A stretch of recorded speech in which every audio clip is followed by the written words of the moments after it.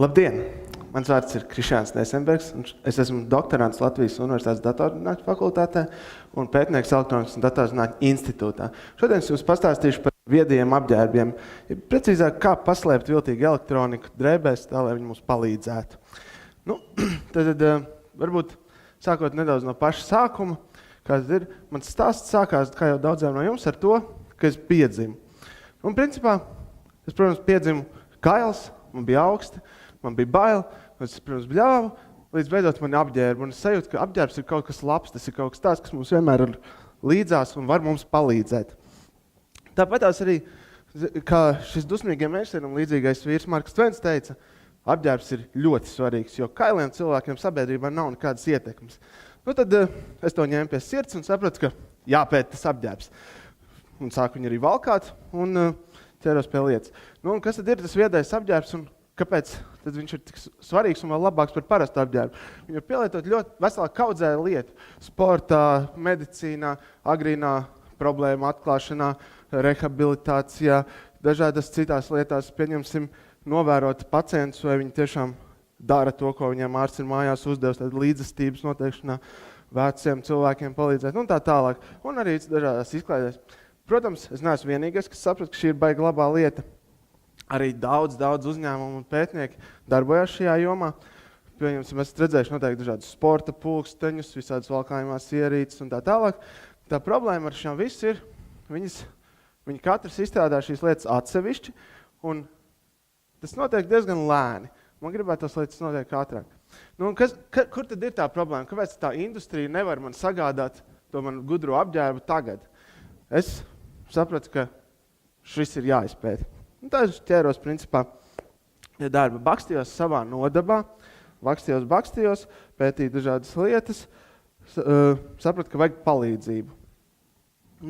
Un palīdzības atradu Elektronikas datorzinātņu institūtā, kur man radās komanda, biedri, kur arī pētīja, palīdzēja man izpētīt, kas jau ir izdarīts, palīdzēja man veidot jaunus viedos apģērbus, tā mēs veidojām dažādus produktus, formu nosakošais apģērbs, ko izmantot kaut kādā rehabilitācijas jomās un tam līdzīgi. Un sapratu, ka vajag revolūciju viedajos apģērbos.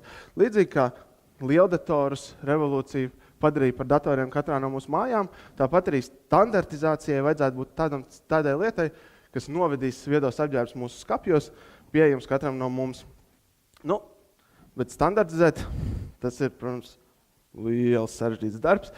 Viedie apģērbi varētu visdažādākajos lietojumos būt iesaistīti, no galvas līdz kājām, visur vadi, un kā vēl to visu izdarīt tā, lai mums nebūtu visu laiku jābūt piespraustiem pie rozetes, lai tas būtu energoefektīvi, lai mēs tiešām varam iet ielās un ikdienā lietot šos viedos apģērbus.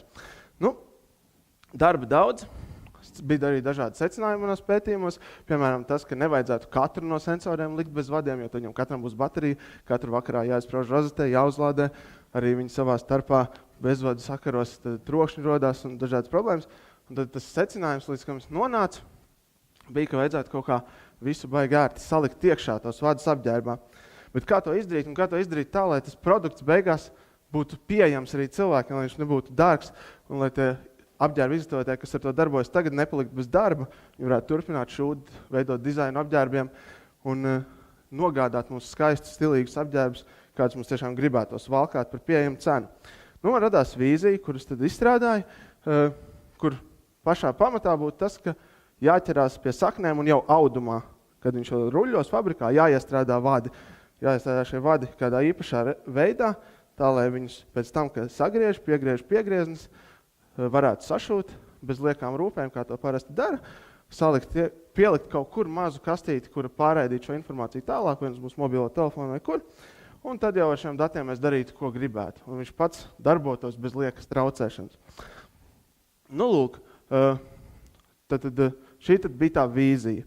Protams, pirmais jautājums ir, vai tas vispār ir iespējams ar mūsu tehnoloģijām salikt ar 100 sensorus apģērbā. Mēs veicām eksperimentus, būvējām kaut prototipus, secinājām, jā, ka var.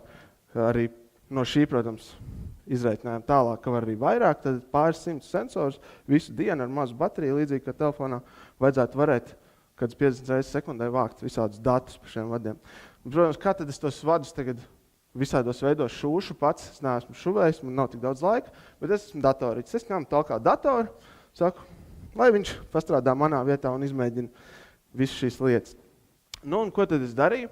Tad uzdevums paņēma daudz dažādu apģērbu formu, piegriežņu, tad liels, mazas, sieviešu, vīriešu, visādi izgrozīt, sadefinēt viņām, kā viņām savienoja šīs šuvis, kur tie vadi pāries, un tad vienkārši taisīt simulāciju, tad eksperimentus ļoti daudzos tūkstošos reižu un secināt, kuri tad ir tie labākie. Tad, principā, tas mērķis būtu savilkt visdažādākās veidus un veidos šis vadus, pamēģināt, kurš ir vislabākais, tad maz jātērē varš priekš vadiem, visur, kur sagriež vienalga ar lielu varbūtību nonāks signāls rokās, kājās, kur nu vajadzēs.